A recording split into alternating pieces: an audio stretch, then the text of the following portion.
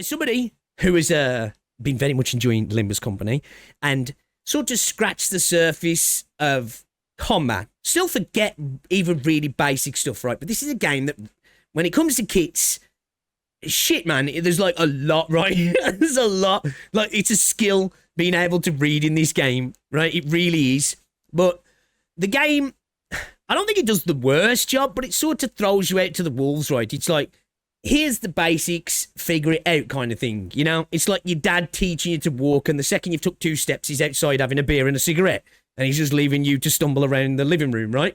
It's sort of like that, but it's a thing that a lot of people wish was better, right? And I think tutorials are important in video games, right? Tutorials are important. So, as somebody who's trying to learn more about combat, I want to learn more about, like, team synergies, I guess the nomenclature and the wording behind stuff as well, to figure stuff out a little bit more. And I guess the more the layer below the surface level, a little bit more nuance. I want to understand that a little bit more. So I guess we can start here, and then we can start to watch some videos that, like, maybe a little bit more hyper specific about parts of the game itself in terms of combat, so I can really start to learn, because I genuinely do want to learn more about the game. And I think this is a good way to do it, right? So let's watch this one from Esco, a better tutorial for Limbus Company. So let's get into it. Preemptive like. This video slapped. It's done like 400k views. 2 years old, but pretty sure everything is still going to be, you know, useful as of now. And looks like there's some interesting chapters. So, yeah, man, let's go. As Limbus Company continues to improve in every aspect, be that story, ID animations, or basically anything else in the game, it begs an important question. Right. Why is the tutorial still so bad? Well, as much as I wish I had an answer to that question, I don't. So I figured I would... They're too busy cooking story, aren't they? They're too busy cooking story. They're like, why do we fix that when we've got Cantos to write Bucko? Who gives a fuck? No one's here for the gameplay. I am, actually. No one's here for the gameplay, though, man. They're here for the story. Take it upon myself to finally make a long-awaited sequel to my first tutorial video from a few months ago. That video is basically mandatory to watch before this one, since... Ooh, do you know what? Okay, I'm good on clashing and stuff, right? And I think I'm okay on ego resources, but I'll tell you what we might do.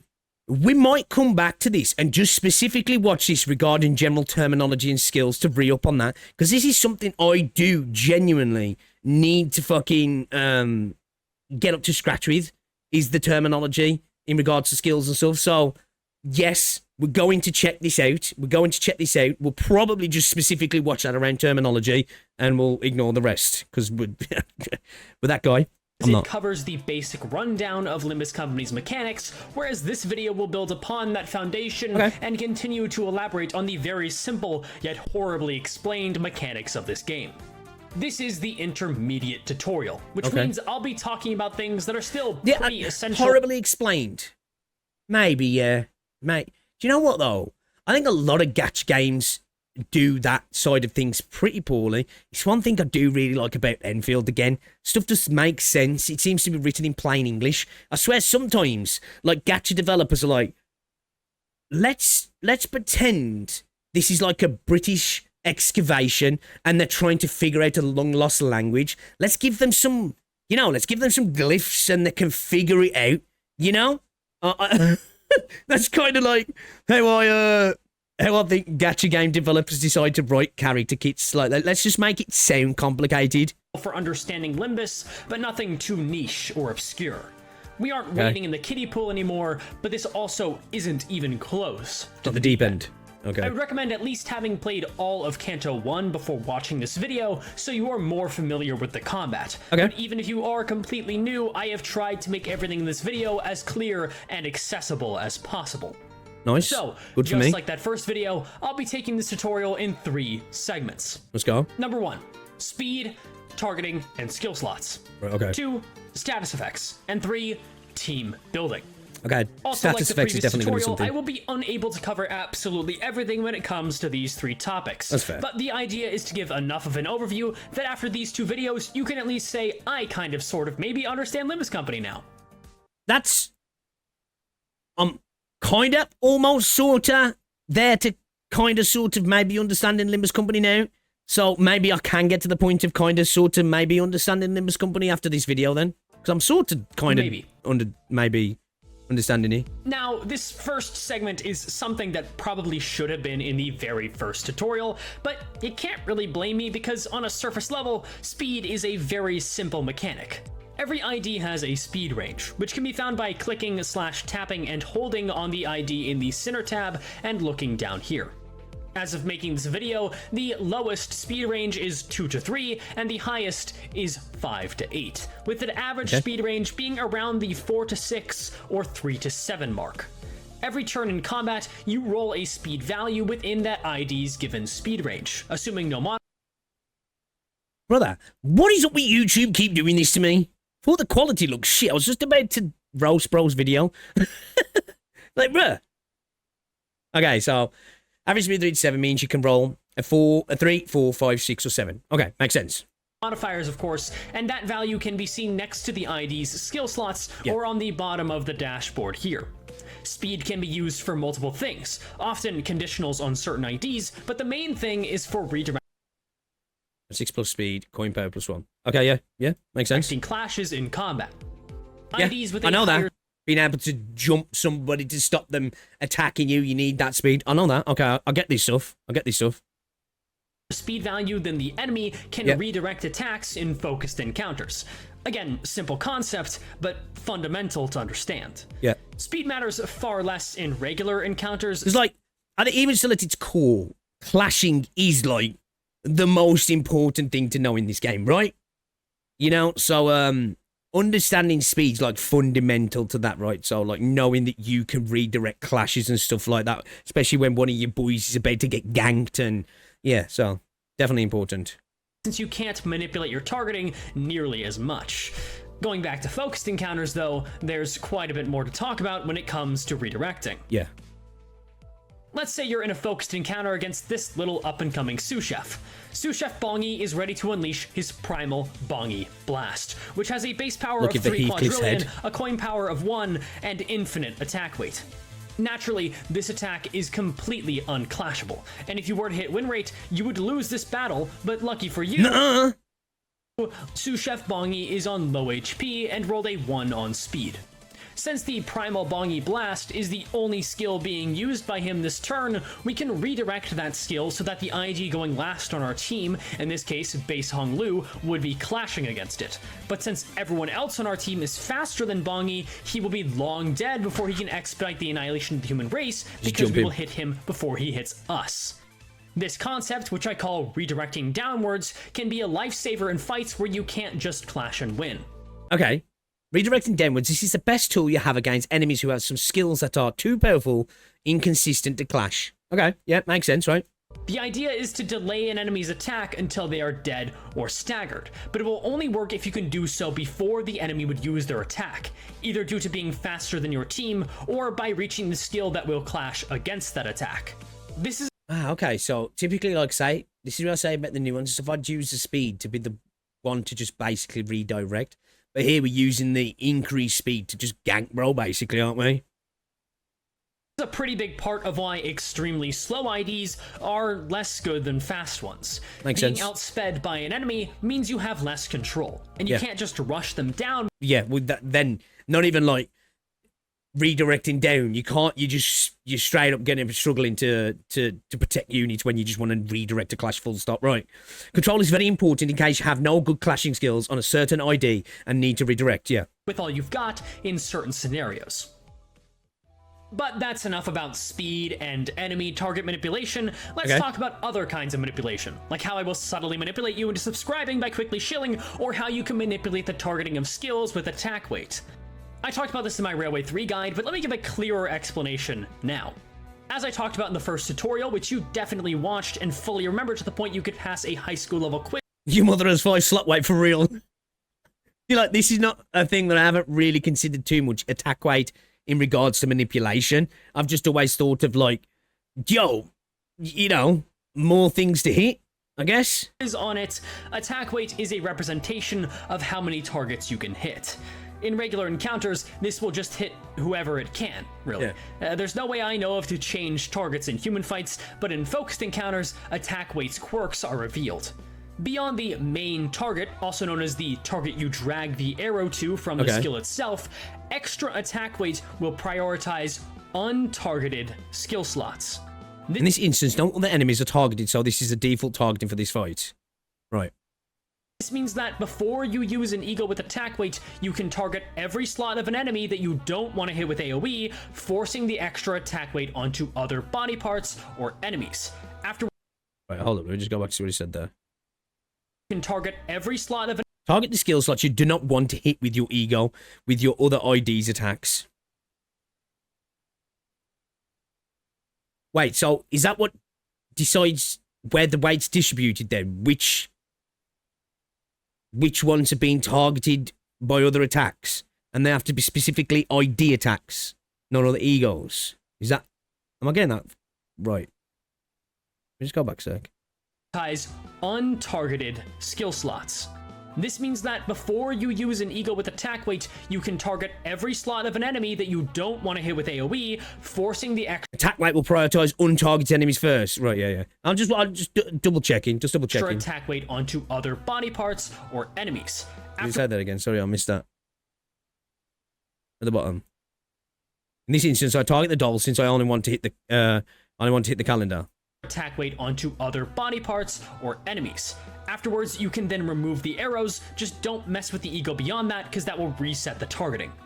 Tying nicely into this concept is slot weight, which determines how much attack weight a skill slot takes up when targeted. Okay. This is 1 by default, of course, but plenty of abnormalities or bigger boned individuals take up 2 slot weight instead. This means one slot weight is only really a problem when you need to use attack weight on other targets, but it can be a really big problem in those situations. Imagine an enemy had infinite slot weight. That would suck. That no matter what you do, a 3 attack weight ego would only be able to hit 1 other target, and so on for further amounts of attack weight. Speaking of transitioning to the next topic, skill slots, specifically gaining more of them. In regular encounters, up to 12 skill slots can be gained, and the order in which IDs gain them is determined by the order you choose them in on the Sinner select screen. The first selected ID will get a second skill slot first, and so on. This will loop back around once every ID in battle. So then when you slime in Ryoshu, you really want her in early then, don't you? If not first slot, to gain those second attacks as she grows with more power, right? Has 2 slots.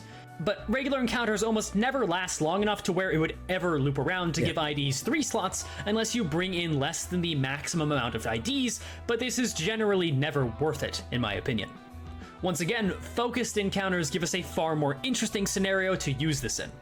In focused encounters, extra skill slots are not gained by default if you bring in the max amount of sinners. You can view that max number instead as the maximum number of skill slots you can have in that encounter total. This means if you have an encounter that allows 6 sinners total, bringing in 4 sinners would give 2 of them 2 skill slots, based on who you selected first and second, and in that order. Oh, okay. So on turn 2, the sinner you selected first would have 2 skill slots, then turn 3, the sinner you selected second would have 2 skill slots. I find that for a lot of newer players, resources are often invested into only 1 or 2 IDs, which makes sense. But giving those IDs extra actions for the encounter can be the difference between struggling on a fight or absolutely dominating it. Especially since this means sanity can be gained. Real simple point, but actually kind of a big deal that, yeah. Something that I never really thought of early on. Still goes over my mind now. A real simple gameplay thing that is there, but it's like, yeah. Twice as fast, since you are taking double the amount of clashes. I would highly recommend taking advantage of this if you are struggling on any focused encounters, especially if they just so happen to allow an abnormal amount of sinners into battle. You can sacrifice some... Is that the game's way of saying, now, we're suggesting 7 here, but what we're really suggesting, bucko, what we're really suggesting is you bring a few more skills instead. Minimal turn 1 damage for long... If you have to take an attack on turn 1 due to missing a sinner, the long-term benefits are well worth the tiny downside. Long-term benefits. Tiny downside was my nickname in high school. Some IDs are much better candidates for second skill slots than others, and while that could be a video in its own right, I'll just put on screen some examples of IDs like that are particularly good to double slot, with some reasoning that you might not fully understand yet, but anyone you have that is leveled and W Corp. Some resource IDs that use the status effects as a resource of their ramp. Yeah, actually makes sense, yeah. Building up that charge, right? Use your extra skill slot to build up the charge to like rip ass and stuff, right? Yeah. uptide highest is gonna be your best option. Yeah. Status effects are a topic I slots, saw more a charge, lot yeah. of people asking about in the comments of the first tutorial, and I never really thought about it, but Limbus... Yes. How does potency and count work? Still kind of, like, think I understand, really don't. Like I said, I think I'm close to maybe potentially understanding, maybe thinking I know. I understand, but really, don't know if I do. Once again, does not explain the fundamentals of a core gameplay mechanic very well. I think at this point, there are far more poorly explained ones than well-explained ones. There are Yeah, I think so, yeah. 7 main status effects. Sometimes I just... Because I'm streaming, and I'm terrible when I'm not streaming to take the time to look at stuff. But I just think, it's just because I'm streaming. I've got the streamer debuff. And then other times I'm just a bit retarded, really. But, yeah, I think this is just a gacha game thing in general, man. Of just, things just not being explained as simply as they could be sometimes. Burn, bleed, tremor, rupture, sinking, poise, and charge. Yeah. And now charge. Real easy. It's kind of simple. That's why I like it. These all correspond to their Sin Affinity 2. IDs fall into one of these 7 archetypes, so it's nice to know what each of them do, but first, let me talk about the universal mechanics for these statuses. Okay. First of all, every one of these statuses has potency and count. Okay. The potency is shown on the left side of the effect, and usually indicates how... Oh. Yes, I'm definitely not nearly maybe understanding them. I think you guys have told me that before. Okay. All much right. Damage will be dealt by the status / how strong it is. On the right is the count. This indicates how many times the status can... This is basically, you count sort of like... So I guess actually your potency is more of like your stacks, right? And you count just how many times it can happen, right? So how many times it can proc. So it's like stacks versus proc, I guess, in a sense, right? Can be triggered before falling off. For example, let's look at Burn. This is a damaging status, and it deals damage on turn end by the potency, then lowers the count by 1. This is... Yeah. So actually that's... Yeah, okay. So it's just that's bringing your stacks down of the potential to do that. But the potency is sort of like, in a sense, it's like a stack of it as well, but it's just in a different deal. It's just the X potential, right, of its damage potential, i.e. potency. Shit, okay. Right, so 10 point, so I use it from 7 to 6, but my potency's still probably going to be the same, right? Unless something's consumed or something, I would imagine, right? Is the simplest damaging status to understand, since if burn potency is at 46, that's right, 46 damage would happen at turn end, and the count would be reduced by 1. Bleed isn't quite as simple, but it is another damaging status that uses potency and count, but it triggers whenever a full clash occurs, or also known as whenever a coin is broken on either side, or a tie happens, or whenever a coin is rolled in an actual attack. Just like Burn, the bleed potency indicates the amount of damage that will be dealt, and the count will be how many times it can trigger before falling off. Tremor is certainly Right, so with that then, say you get your potency, and the count's like 3. So you can potentially apply 3. You can potentially apply 3. Obviously, let's just say the potency is 10, like I say, but the count's 3. You can potentially apply 3 counts within that one attack through each coin breakage, right? We bleed. So you can basically slap 3 stacks of 10 potency bleed onto one as you... in that one attack, in that one like clash, should I say? Sorry. Yeah, but Bleedy's more count hungry since he procs way more. So yeah. So like your counts would burn through a lot quicker, right? But you got the potential to dump them counts on a lot quicker as well, right? I'm thinking that's right? You trigger the bleed effect for each coin flip or coin clash. Right, okay. Yeah, so my thinking's right then, yeah. Okay, all right. Okay. Yo, this video, actually, massive W for me at the minute. Specifically this part. Like, I'll probably forget it all as soon as I get into the game. But this is going to be one to come back on just to be like, yes, okay. You know, to lock in.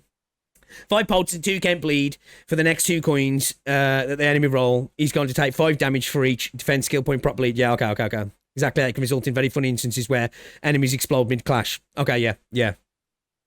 When the enemy clashes an attack, right? So less on a turn thing, I guess, really. Okay, so it's just like something you can really build up. It makes sense, like now, when you guys have been talking about, like, sometimes being careful with bleed. I think specifically when we were dealing with, like, the middle, right? And you were like, you gotta be careful because that shit can really start to stack up fast, right? And you can be in a bit of an issue. That makes sense now of why that's such a problem. A more unique status, since it doesn't do any damage. Instead, Tremor relies on Tremor Burst, a separate effect that often goes hand in hand with Tremor. When Tremor is bursted, the target's nearest stagger threshold is raised by the Tremor potency. Stagger thresholds are a whole other rabbit hole, but thankfully they're pretty simple to give an overview on. Let's say we had an enemy with 100 HP flat. Okay. Almost every single enemy in the game has at least one stagger threshold, and when their HP is equal to or below the stagger threshold, they become staggered. Yep. So with this enemy here, their stagger threshold is at 80 health. So if we were to have 24 Tremor on the opponent and then burst it, they would immediately be staggered regardless of damage dealt, since the stagger threshold is raised up to 104, and their HP is then lower than the stagger threshold. Tremor's count also reduces by 1 at the end of every turn, just like Burn does, and no, bursting Tremor does not innately reduce the Tremor count, though that is a common misconception. It doesn't reduce the count. So, again, this is one thing I definitely don't, like, Tremor I don't understand. So, like, you could basically apply the stacks of Tremor and you can have another character or another skill if you've got 2 skills for that character that just basically consumes that Tremor and creates the burst right there and then to just basically go into staggering a unit off the bat. Say you clash with a 2 coin attack, you trigger bleed per clash. Then if the attack has all coins, you'll have 2 more triggers when each coin is individually flipped during the attack. Okay, yeah, I think I'm understanding that then. Okay, I didn't know that before. I was just thinking each time we clash in terms of the individual clash, not so much per fucking coin toss. You know, just, right, we butt heads, I've applied bleed. I didn't realise I could be stacking multiple bleed within those clashes. All Tremor bursting skills have 2 parts, but then reduce count. Right, okay. Okay, because Tremor's definitely one where people talk about it, I'm like, I still don't get Tremor. I'm not gonna lie. So this video's kind of a goat. Rupture and Sinking are both pretty similar in their function. Rupture is a damaging status, and Sinking is a hybrid between a damaging status and a debuff. Rupture simply deals damage by its potency whenever the target is hit, then reduces count by 1. Sinking is a little bit... Okay, so it's just straight up upfront damage, yeah? It's just like straight up upfront DPS, basically. Tremor is by far the most complicated effect. Yeah, it seems it, at least, from what I've seen. So what's this applied to defense shred or something? 2 different modes. The first mode is against enemies with sanity, where Sinking will deal sanity damage by its potency on hit. Oh, is it all about your sanity then? Enemies with sanity on hit deal sanity damage equal to the potency, then reduce count by 1. Reduce count by 1. This is the debuff mode I mentioned, but on enemies without sanity, usually abnormalities, Sinking deals gloom damage by its potency on hit, then reduces count by 1 all the same. This means Rupture deals true damage, unaffected by damage type or sin resistances, but Sinking, while it can... Oh. Okay. Alright. I didn't know that. Okay. And deal less damage, can also deal up to 2 times more damage if the target is particularly weak to gloom. Then we have Poise and Charge. These stand out as different from the other 5 statuses since they are non-damaging, like Tremor, and they are even stranger because they are not inflicted, but rather gained. Yeah. Poise first. Well, at least I know we charge anyway. And there's 7 different kinds of Tremor. It's funny hearing how much things have changed. Yeah, like, this is an eye-opener. Like, this is a video. Like, I'm reacting to this right now, and this is blowing my mind. But obviously, I've got a mad stream of debuffs, right? Like, I struggle to take information in. I will be re-watching this video to try and, you know, and then obviously I'll be implementing in-game to be like, you know, that click moment.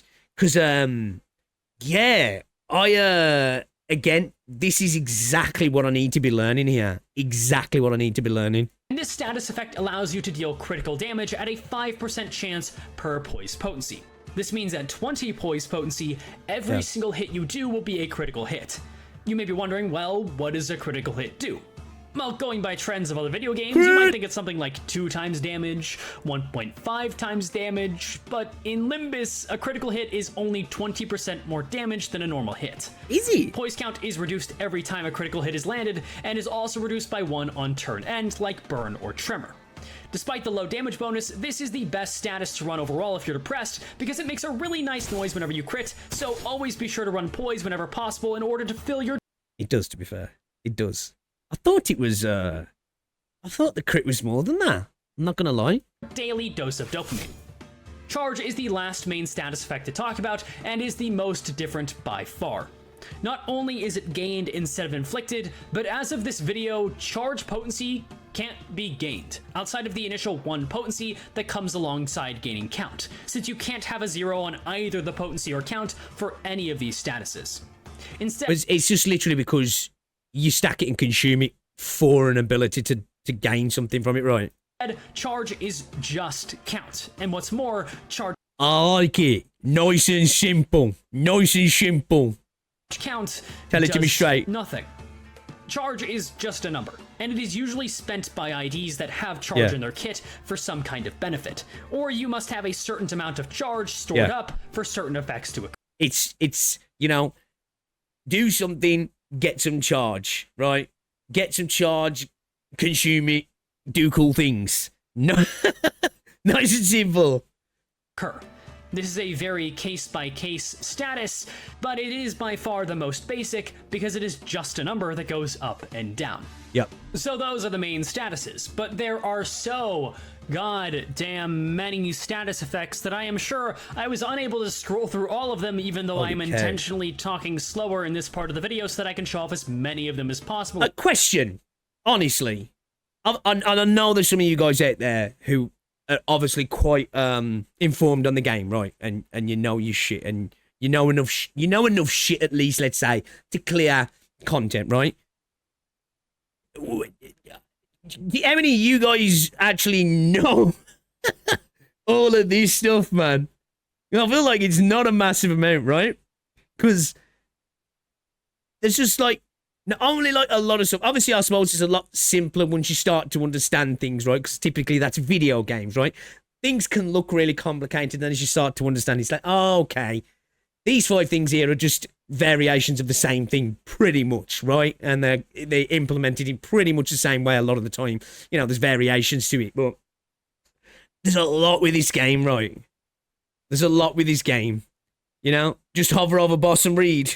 That's what I try and do, right? Where am I clashing? Let's just try and win my clashes. It's kind of where I'm at, right? It's kind of where I'm at. I'm wanting to know quite a lot, but majority of them are just take more damage, right? I know like 70% of this stuff, it's actually really simple. Once you understand the base things, you can essentially apply it. Yeah, kind of, yeah. See, it's one of them things, right? It's like what a lot of stuff can be in video games in general sometimes, right? You can look at something like, shit, that looks overwhelming, and then once you've got the basic understanding, or should I say not the basic, but an intermediate level of understanding, it's just like, oh, okay, yeah, I get that. It's not that much of a difference. It's not really game-changing, it's just typically a modifier to some degree, right? On screen. Yeah, it's a lot, though. Probably not even half of them. None of the non-core status effects have count, and instead only have potency, or a value, and just go away whenever the turn ends. Okay. Some of the actually important ones to know are Paralyze, Fragile, Haste/Bind, and... So it's basically the count is how many times you can apply that, unless it's fucking charge over turns, and then bleed how many times you can apply by coin clashes, pretty much, right? So that's what you can, and then your opponent is just straight up the damage of it, yeah? How many times the effect can trigger, yeah, it's just determined, the time is determined by the particular one, you know, some can do it multiple times in one turn, should we say. Typically, others will consume as they go through and apply it, and then charge, you just stack your charge up and fucking repass. Aggro. Paralyze reduces coin power to 0 and affects as many coins as the potency. This status, as I mentioned, only lasts for 1 turn, so leftover Paralyze would not carry over to the next turn, unlike all of the main statuses which would. Fragile increases damage taken by 10% per stack, which is useful for dealing more damage. Once again, my insightful commentary is truly unmatched. Haste increases your speed by the value for a turn, Bind decreases speed by the value, and Aggro is really odd. I made a video a while ago where I tried my best to explain aggro, but frankly, even that is borderline speculation. Okay. Aggro is a special status effect that is gained upon using skills generally found on tanky IDs. In focused encounters, IDs with aggro are meant to be targeted more often, and while that can certainly be the case, it's common knowledge that this is a very inconsistent status effect, and it only comes into play at Uptype 4, but I felt it was worth mentioning since it is quite prevalent. I can't really give you more specific stats than that, since Okay, so it seems like, in essence, it is supposed to be something that aggro's enemies to allow you to sort of tank damage, at least, if so you don't have to necessarily readjust clashes or something. You can concentrate on other stuff. Okay, well, it's not as simple as that, though, I guess. Only if aggro is on a lot of IDs after Uptype 4. Before that, it's on only a few IDs, but it is a unique status that warranted at least a small explanation. I would just be guessing at that point, but that is the general gist of what it should do. Okay. I really could go on and on about status effects, but my biggest advice is to just read them. Even if it's just at a glance, since some of them are very important to general gameplay, and especially some notable fights that you might get stuck on otherwise. Status effects are sometimes the main gimmick of a fight, and I don't plan to spoil all of those fights, so just mentally prepare yourself to read a little. Fair, fair. Wise. Now, this is a big one. Team building. And while I could, once again, make a whole detailed video explaining the ins and outs and ups and downs, in short, there's no one-size-fits-all advice here. Limbus is easy enough for at least the first 3 cantos to use whatever ragtag team of ragtag IDs you have and still win pretty handily, especially if you remember that you can double slot IDs if you need. But what, in general, makes a good team? Again, this is dependent on what you want, and in my opinion, there's roughly 3 team archetypes. 1, a status team, 2, an ego team, or 3, the strongest shit you could find. Since it's kind of like me at the minute. I'm just like, you know, before it was just like, I like charge. Charge is good. Now it's just like, yeah, let me just, like, this unit's powerful. Let's just cobble it together, man, and hope they do things right. To be fair, at the minute, I do like using my Ryoshu slime team, right? Getting into slime, Otis, and then slime in the other 2. But I also do like having that mixed Dawn office team as well, where skincare becomes a beast. So it's one of those teams that kind of like really at its, I guess its most potency, it requires kind of a majority of people to get clapped, but it's kind of fun. I really do like my you know, Rodion, T-Corp Rodion as well. I actually really like charge. I really need to build a full charge team. Like, I do want to try and shard middle Heathcliff, right? But I think after that, I think, even though I know it's like, it's, I guess, the uncool team to have, I do want to get my Dawn team built out as well, but I really would like to build a charge-orientated team. I really would like to do that. You know what status effects are, a status team is self-explanatory. you build around making one of those main status effects work. The issue is that most of these statuses will require at least 4 IDs with good synergy for that status, and often will recommend having at least one specific non-base ego. If you're a new player, takes a little bit more account progression for something like this in terms of units and which makes sense. Like any game, if you're building around, it's just about team synergy, pretty much, right? Salus team's about full-on team synergy. Same with any gacha game, comes with as you build your account out, right? So I would not recommend going all in on a status team unless luck just so happens to favor you and give you a whole bunch of IDs for one archetype. Yeah. And, of course, you enjoy it. If you are insistent on building a status, so that's a good thing, though, like there. It's always nice to see in gacha games, isn't it? You know, that use a team you've find fun, since basically anything can beat the game. And I know when it comes to story content, that's pretty much 90% of gacha games, right? But it's always nice in a gacha game where it's like, this is the meta. But just do what's fun and have fun with it. That's the best part of gacha games, man. Now, I know there is content where you have to hyperfixate on specific things to do certain things, and you really want to use particular kinds of characters to get the easiest route through this content. But yeah, man, that's what it's all about. Just use whatever the fuck you want to use. If you've got the weirdest mixed up team, who cares? If it's fun, right?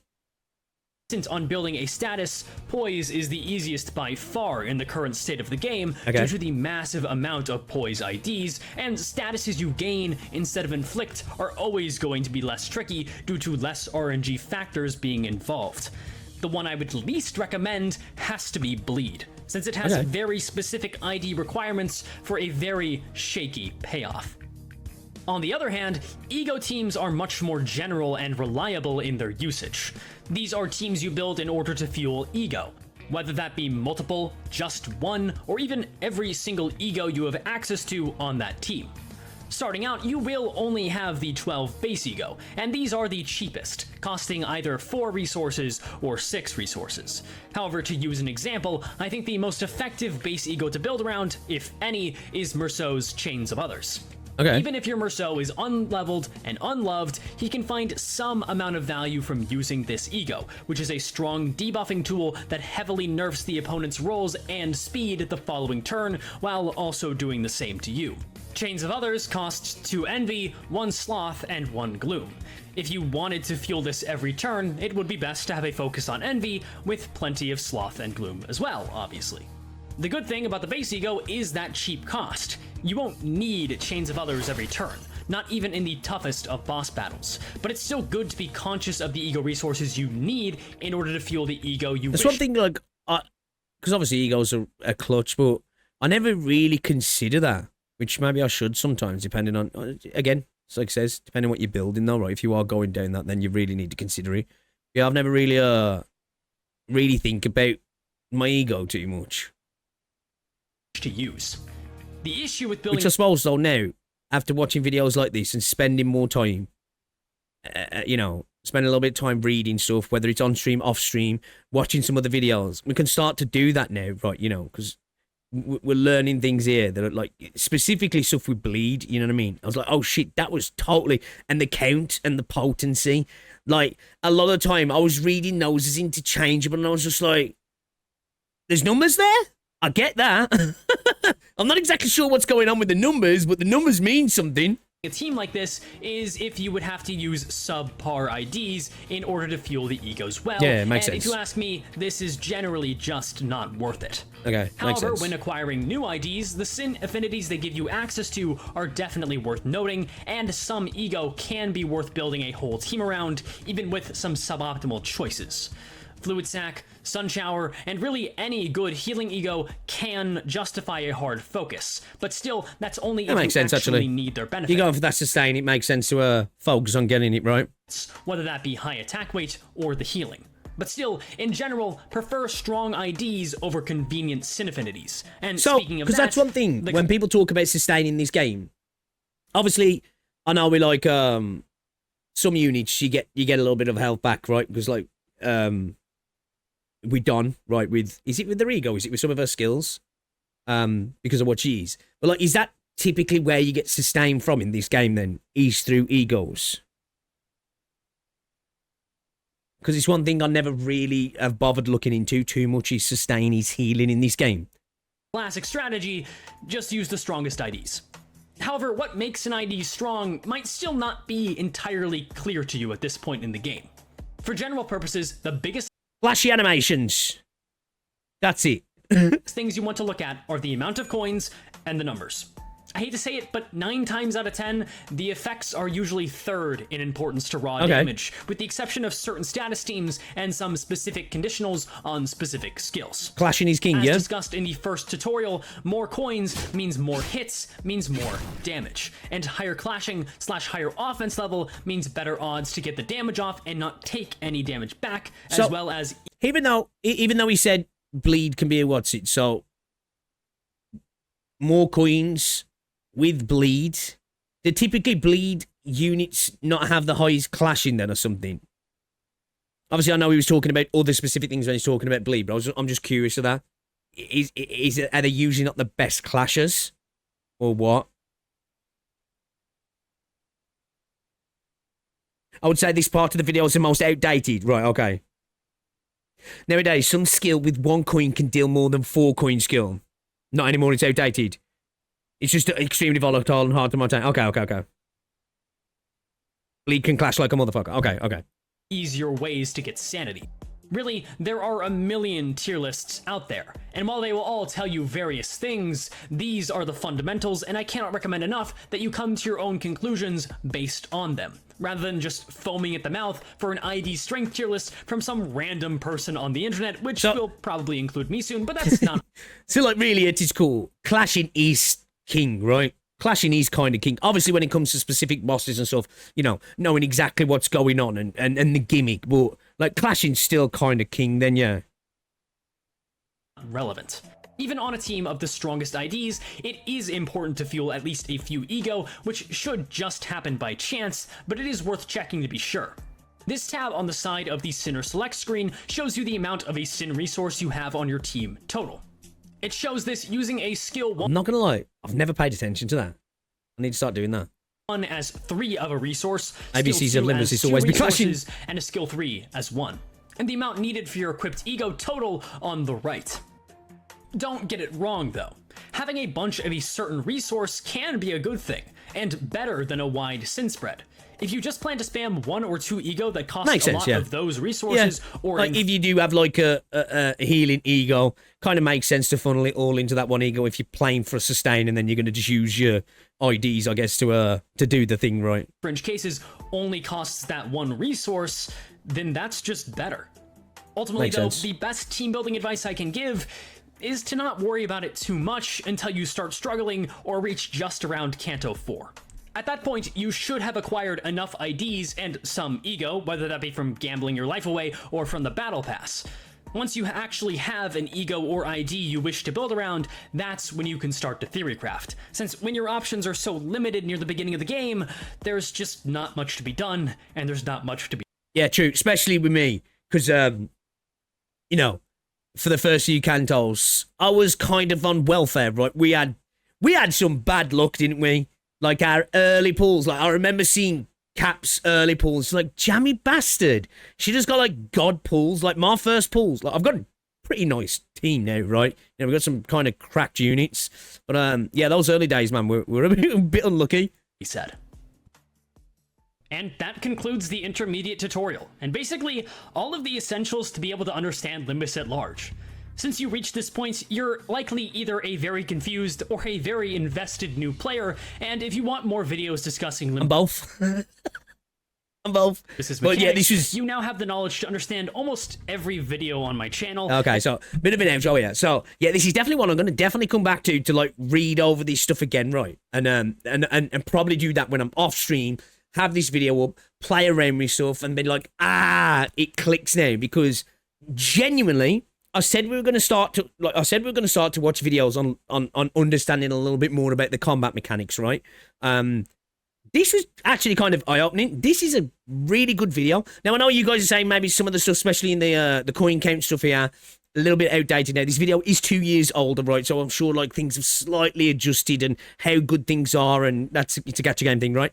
But overall, this was really, really, really eye-opening, actually. Specifically around the status effects was very, very helpful. Now, I'm just going to forget it all, but I will re-up this. I'm going to make sure I lock this in because I really enjoy this game. So, of course, understanding the combat is going to be more fun because I have fun with the combat. I actually like the combat in this game. So, understanding it more is definitely going to be a thing that's a positive for the game. So, this was... We've got to subscribe because this was a brilliant video. This is a real good video. Like, the potency and count numbers, even still, I'm like... all I knew, I'd look at the numbers, I'm like, I need that particular thing there to be like 20 or 30 or 10. I didn't really know the potency versus the count number. Now I know that. That's actually a game changer. The way bleed gets applied as well. Didn't know that either. So yeah, man. Yeah. W video, man. W video. It's actually a really good one to watch. This was perfect time to watch it as well, I think, actually. So yeah, shout out to Escu. Shout out to Escu. Great video, dude.